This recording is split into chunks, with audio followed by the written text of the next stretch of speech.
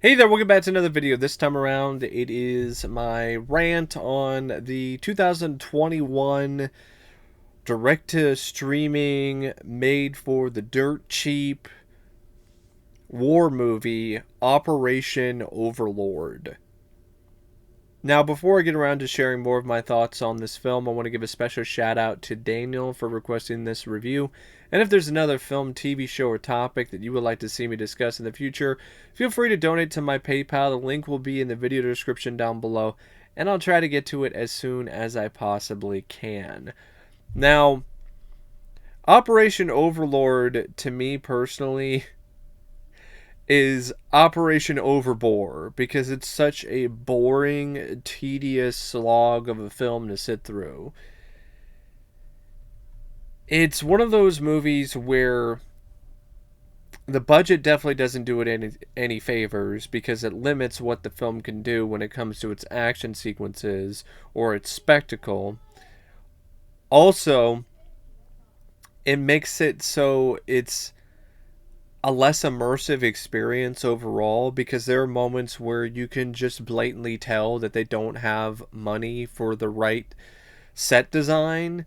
I mean, when you are essentially putting Nazi flag stickers on a wooden door, you really have completely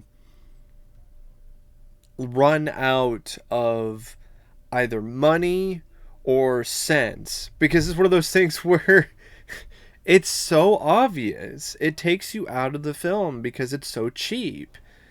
The costume design is also another thing, because you can tell how cheap and how low quality it is when it comes to the uniforms and so on. The film is written and directed by the same guy. This wannabe dual threat filmmaker, and Brett Bentman, who has directed what seems like not a single good movie or a film worth a shit in his entire career to date. He directed a bunch of crappy, low budget westerns that nobody talks about and nobody has seen for the most part. And then he directed this, which is also something that was way out of his normal comfort zone, and it definitely did show. None of the sequences involving torture or anything with the Nazis or with the soldiers getting involved in combat had the weight or gravitas that they needed in order to really make these sequences succeed effectively. Also, he's nowhere near a good enough writer to also write these films. This script sucks. There's no reason to care about any of these characters.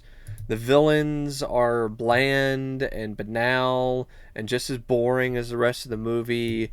The plot is barely even there. It deals with these two soldiers who are essentially considered expendable, sent on this mission to try to rescue this other guy who's captured by the Nazis, and they want these two soldiers to go into a Nazi stronghold and save this other guy, because apparently there are rumors that he's giving information about the upcoming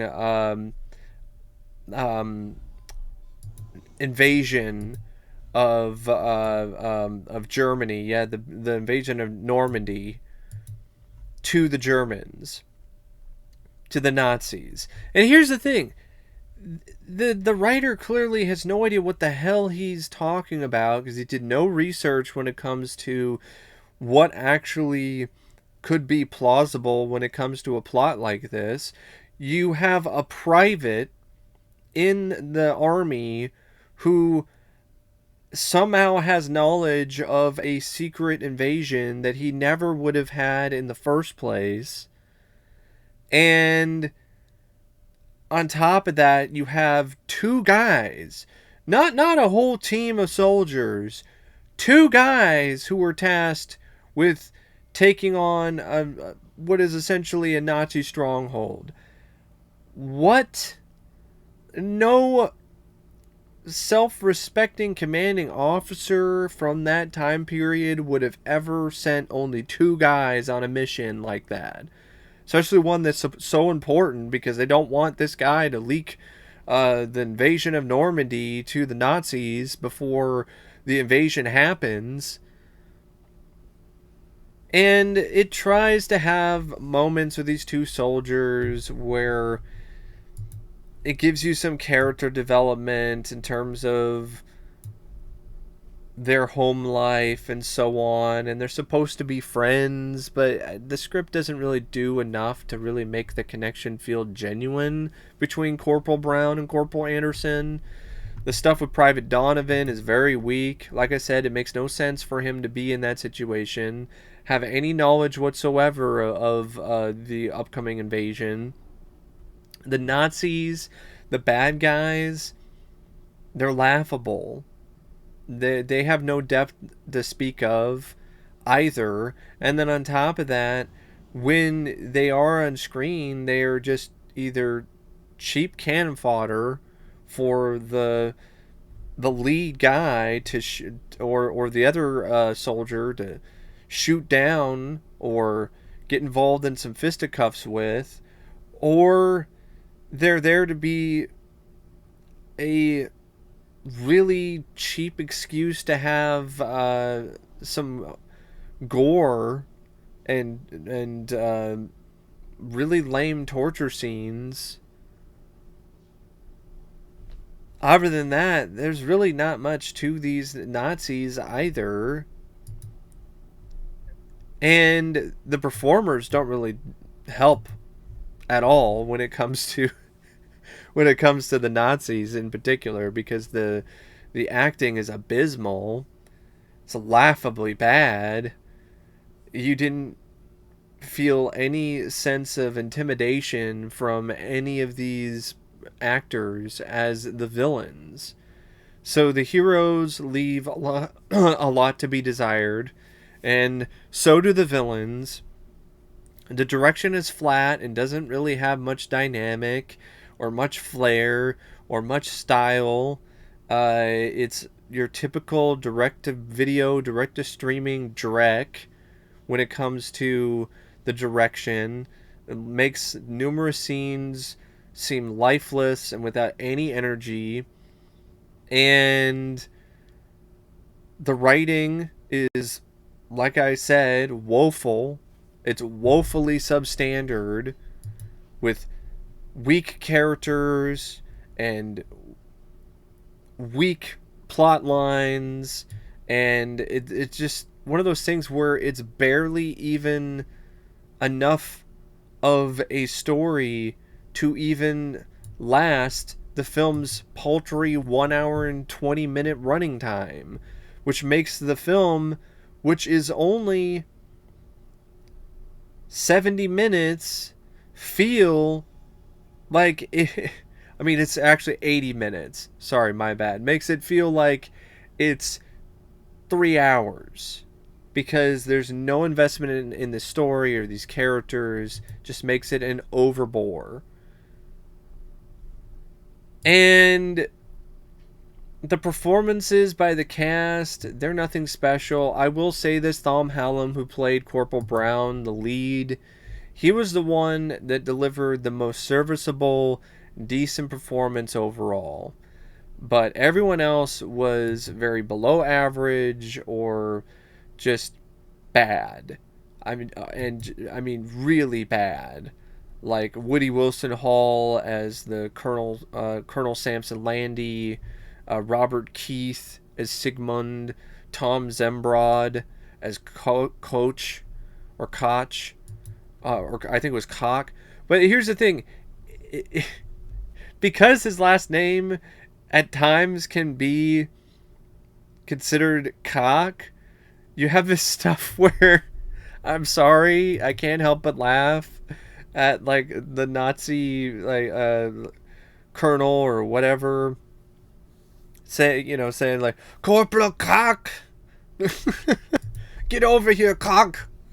Uh, it's fitting because this film sucks cock. All kinds of cock. In all shapes and sizes. So, yeah, I did not care for this film at all. And here's the thing, this is one of those films where I know a lot of the criticisms were specifically about how it was historically. If it had a good script with good characters and had some decent action sequences that were worth a shit, then I would actually be willing to forgive some of its faults when it comes to its historical accuracy or the lower budget. But it doesn't. It doesn't have any of that going for it. So I can't do that. I'm just left with a whole lot of fucking nothing. Not a lot to root for, not a lot to be entertained by.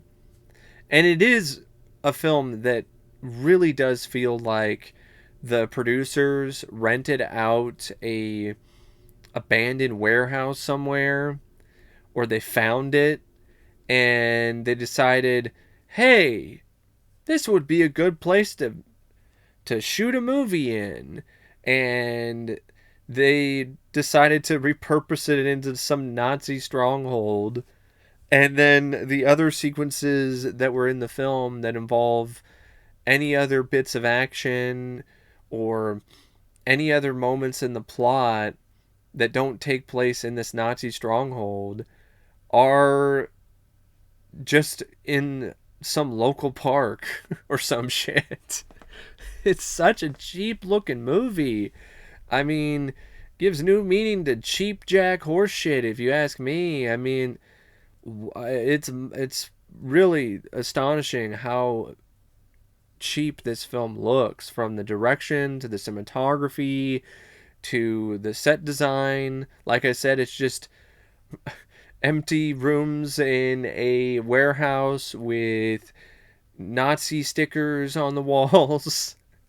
And the other elements aren't much better. The score is completely forgettable. Sounds like the kind of shit that you would find on YouTube for free, that has no royalties.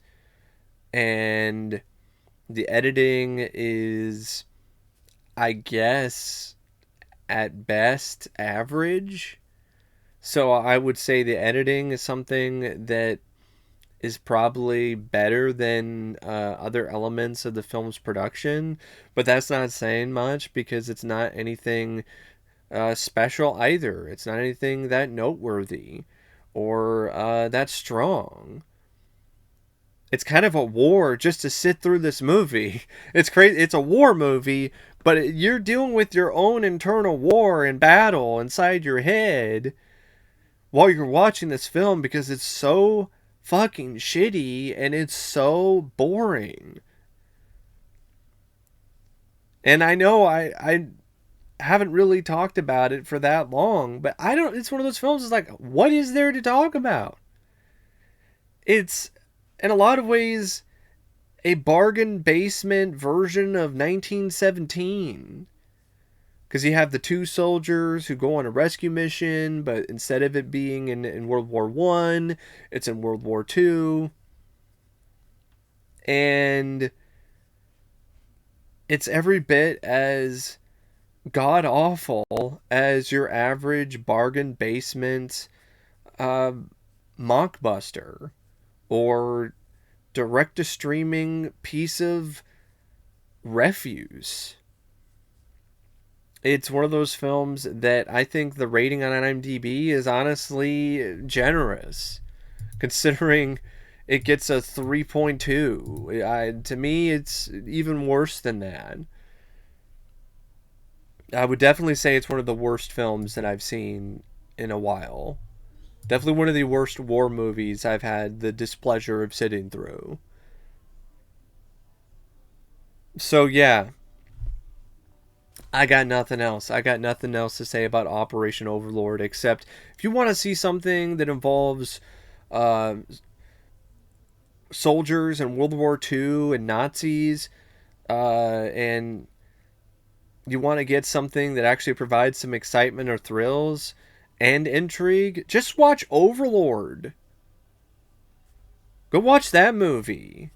That's a much better use of your time than Operation Overlord. Um, but anyway, that's my rant and my thoughts on this movie. And as always, thanks for watching, and I'll see you later. See ya.